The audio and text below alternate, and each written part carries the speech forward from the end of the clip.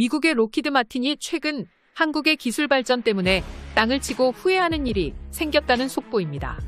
이게 어떻게 된 일일까요? 2022년 한국형 전투기 KF-21 보라매의 3호기와 4호기가 공개됐습니다. 출고 직후 일주일 넘게 해외 네티즌은 물론이고 외신의 찬사가 이어지고 있는데요. 한국은 초음속 전투기를 자체 제작한 8번째 국가로 당당히 이름을 올렸습니다. 한국이 자체 개발한 KF-21은 앞으로 52억 달러 규모의 경제적 이익 창출을 할 것으로 보인다고 보도했는데요. 한국이 국산 전투기를 개발하는데 왜 갑자기 미국의 록히드 마틴이 후회하고 있을까요? 모두가 알다시피 전 세계에서 항공전력 1위는 1000조 원에 가까운 군사비를 지출해 천조국으로 불리는 미국의 공군입니다. 올해 기준 미공군은 레이더망에 포착되지 않는 최신의 스텔스 전투기인 F-35를 116대나 보유하고 있습니다. F-22는 꿈의 전투기라고 불리는데요. 얼마나 그 성능이 뛰어난지 수출도 하지 않고 생산 중지까지 해버렸죠. 세계 최고 미국의 항공우주산업을 대표하는 3대 기업으로 보잉과 그루먼, 마지막으로 록히드 마틴사가 있는데요. 그런 록히드 마틴이 항공기 생산의 오랜 역사를 갖고 있지 않은 한국이 거둔 놀라운 성과라고 찬사를 보냈죠. KF-21은 미국이 해외에 수출하는 F-35보다 가격이 훨씬 낮을 것으로 예상되기에 상당한 수출 잠재력을 가지고 있다고 높게 평가한 부분인데요. 실제로 많은 사람들이 의구심을 가졌던 KF-21이 실제로 선보이게 되면서 한국에서 전투기 개발을 할 수 있을까라는 의문의 종지부를 찍게 된 것입니다. 다른 군사 전문 매체들도 앞다투어 KF-21 보라매 시제기에 관해서 긍정적인 기사 인사를 냈는데요. KF-21을 만든 KAI가 2030년에는 세계에서 7번째 규모의 항공우주 산업체가 될 것으로 전망하기까지 했죠. 외신들이 KF-21을 이토록 환호하는 이유가 있습니다. 첨단 기술의 집약체인 전투기 개발은 진입 장벽이 보통 높은 게 아닙니다.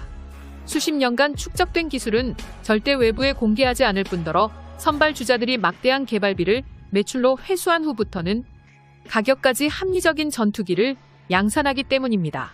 애초에 개발 자체도 천문학적인 액수의 돈이 드는데 개발하고 나서는 가격 경쟁력과 영업력까지 갖춰야 하니 일반적인 국가들은 뛰어들 엄두도 내지 못하는 것이죠. 이 때문에 한국이 20년 전 자체 전투기를 개발하겠다고 선언했을 때 대부분의 국가나 군사 전문가들은 코웃음을 쳤습니다. 겨우 훈련기나 경공격기를 만들기 시작한 걸음마 수준의 기술력과 자본으로 뭘 할 게 있겠냐는 것이었죠. 성능이 검증된 전투기를 구입하는 게 합리적이라는 의견이 지배적이었습니다. 이처럼 부정적인 평가가 가득한 상황인데도 한국 공군은 전투기 개발 의지를 굽히지 않았습니다. 미국의 록히드 마틴사의 F-35A 40대를 7조 4천억 원에 사오는 대신 전투기 개발에 필요한 4대 핵심 기술을 넘겨받기로 약속까지 받았습니다. 그런데 F-35A를 수출할 때는 뭐든지 해줄 것 같았던 록히드 마틴사의 태도가 바뀌기 시작합니다. 이런저런 핑계로 차일피일 기술 이전을 미루더니 결국 예상했던 사업비보다 크다며 일방적으로 사업을 중단해버리죠. 막판에 불발돼 버린 핵심 기술 이전에 한국은 좌절했습니다. 제대로 된 항의도 하지 못했습니다. 게다가 록히드 마틴사는 도를 넘는 행동을 거듭합니다.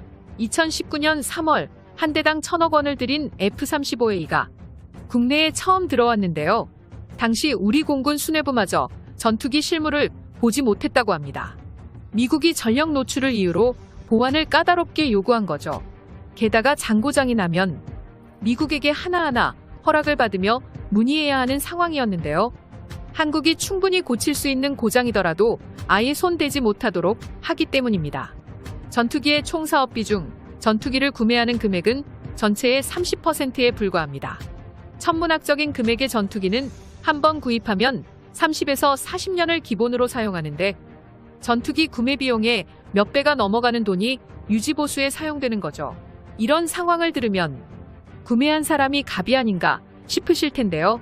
실상은 그 반대입니다. 수리비나 성량 개선 비용 같은 유지보수비는 미국이 부르는 대로 내줘야 했고 미국 입맛에 맞지 않는 상황이 조금만 발생해도 고장난 전투기는 수리를 보내놓으면 6개월째 강감무소식이기도 했습니다. 이처럼 록히드 마틴사의 갑질은 수년째 계속되었습니다. 수많은 문제를 해결하기 위해 한국 정부는 자체 전투기를 개발하기로 결단을 내립니다. 개발까지는 물론 엄청난 비용이 들어가지만 향후 몇십 년 후를 생각하면 마냥 손 놓고 있을 수만은 없었습니다.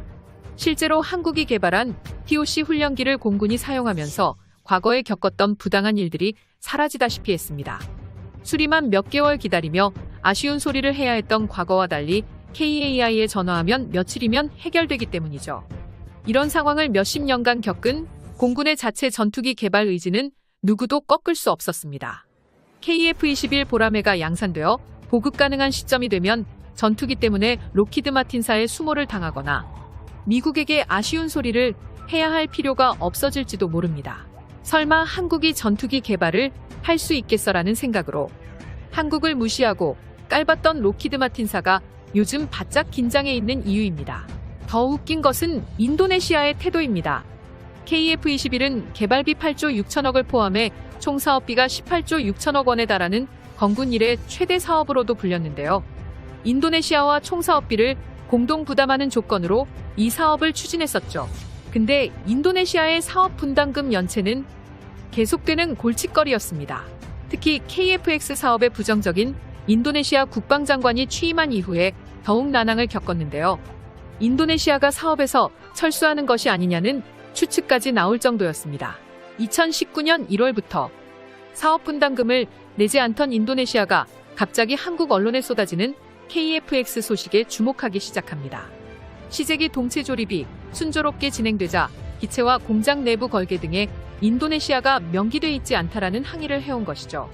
사업비도 부담하고 있지 않은 주제에 공동개발 국가로 인도네시아가 빠져 있다고 불만을 토로한 건데요.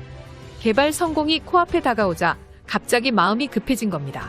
게다가 얼마 전 KF-21 보람의 출고식에도 국방장관이 참석해 얼굴을 내밀었죠. 이날 출고식에는 우리 대통령뿐만 아니라 전직 공군 참모총장들이 무려 11명이나 행사에 참석했는데요. 우리 공군이 전투기 개발에 품은 뜨거운 애정이 엿보이는 모습입니다. 전 공군 참모 총장도 참석해 자리를 빛내셨는데요. 김 전 총장은 6.25 전쟁 때 공군 최초로 100회 출격을 기록한 살아있는 전설입니다. 우리 국민이 이름을 붙여준 KF-21 보라매는 한국 공군의 상징이죠. 우리 영광을 우리 힘으로 지켜낸다는 의미가 담겨 있습니다. KF-21 개발 성공으로 인한 경제적 파급 효과도 엄청날 것으로 예상됩니다. 3만여 개의 세부 부품의 국산화율이 65% 이상이기 때문에 개발 과정에서만 이미 1만 2천 개의 일자리가 창출됐었죠. 본격 양산을 하게 되면 10만 개의 일자리가 추가로 생기고 5조 9천억 원의 부가가치가 창출될 것으로 예상하고 있습니다. KF-21의 비상이 시작됐습니다. 내년부터 2026년까지 수천 번의 테스트 비행을 거쳐야 양산에 돌입할 수 있죠. 이제는 우리 국민들이 힘찬 응원과 박수를 보내야 할 때입니다. 오늘 영상 여기서 마치겠습니다. 시청자님들의 현명한 의견을 댓글로 남겨주시기 바랍니다. 여기까지 대고구려제국이었습니다. 땡큐 포 와칭.